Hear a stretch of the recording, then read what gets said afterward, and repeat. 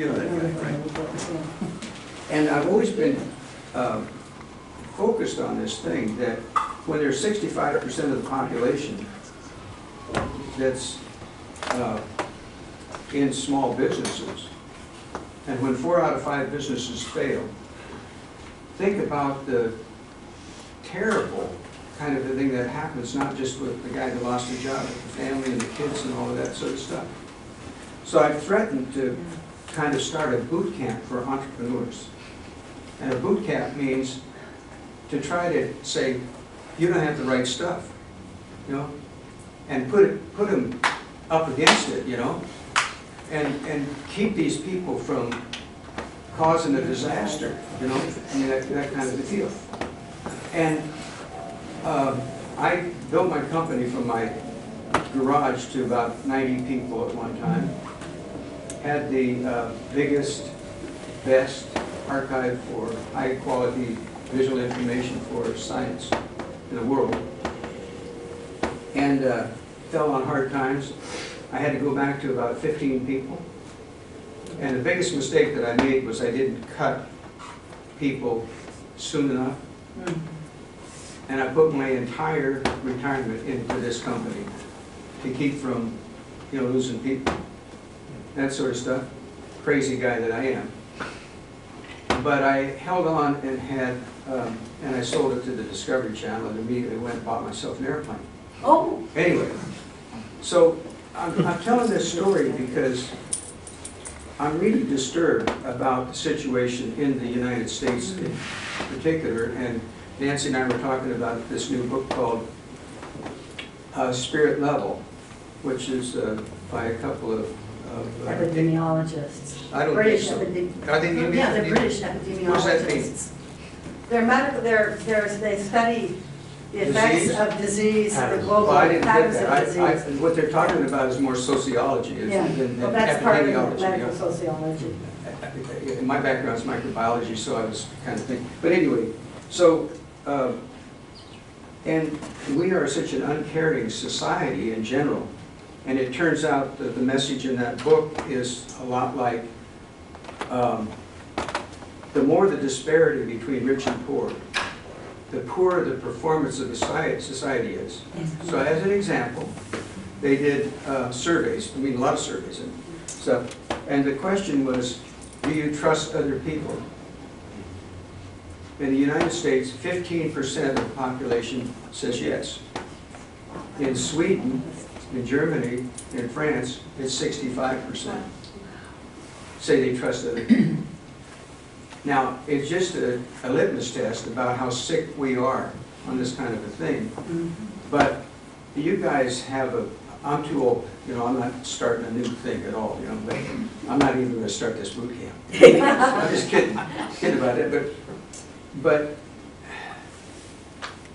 you can do a lot of good, you know, I mean, in these kinds of organizations. But Michael, whatever his name is, the E-Myth, says for an entrepreneur to be successful, because he's taken a position that the 4 out of 5 that fail are because they don't have the right stuff. And the right stuff is that you don't do it for money. That you have to believe in the mission. Because it's the only way that you're going to get up off the floor when you're knocked down. Okay? Tenacity is another kind of characteristic. And the third thing is you have to be able to delegate. And there are lots of people who are the best sail maker or the best cabinet maker, the best, this is a real example, mouthpiece maker for witness massages, for example. And he can't delegate it, you know, and his business is just in the toilet. All I'm trying to say is, you gotta do that. Well, I'm one of those guys that has the right stuff. I never gave up and that sort of stuff in spite of the fact that I didn't know what the hell I was doing. But it started out with a small team, and every day I went around and said, how's everything going? Okay, how's everything going? And I said the first thing. And then when I got to about 12 people, I couldn't do it, you know. I mean, there's a place where can't do your job and the other thing, and that bothered me, but anyway, so we got things organized. But I'm just trying to say that I'm interested in the small business thing and solving that problem about 4 out of 5 businesses failing. And in a time like this, people are losing their job, and they said, oh hell, we'll just start up a restaurant, right? The worst idea in the world. You know what I'm talking about? That's it. And Don, I just wanted to say something to you. You know, we haven't seen each other for 30 years.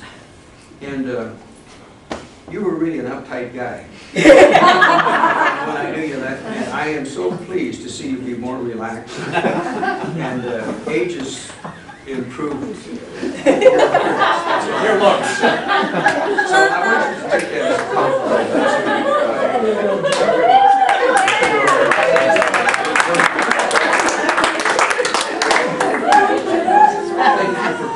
You stuck to an answer. No, I'm waiting for him to finish.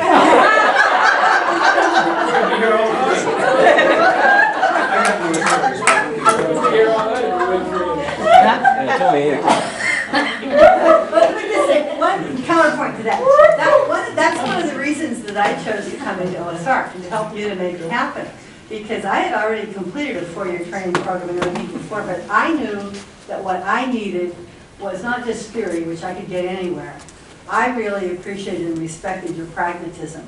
And what I wanted was that balance that we've always had in OSR of theory, skills, and supervised practice. And I think that you did that superbly, and that was why I came and made the commitment, you know. And so, yes, you are an engineer. Yes, you have a great appreciation for detail and thoroughness. But that was something that I needed more of, you know. And so you helped me to become more balanced in some ways and to have more appreciation for that. And I know that OSR wouldn't be where it is now, at OSR 16, if it wasn't for you, you know.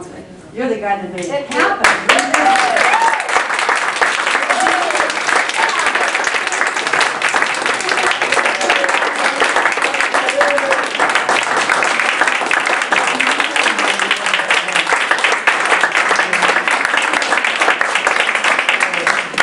Thanks. I look around the room, and for those of you who've been around a while, and we've interacted a lot, it really is, what you just talked about is really a tribute to all of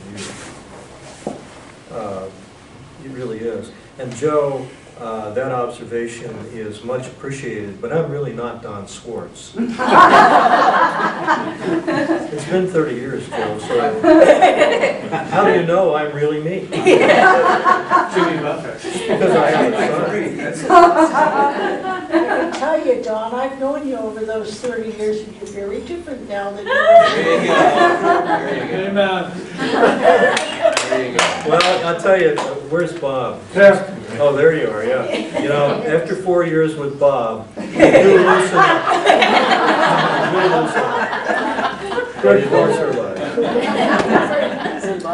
What are some other trends? Go ahead. So a number of us have worked in the 3 big sectors of this society, the public sector, private sector,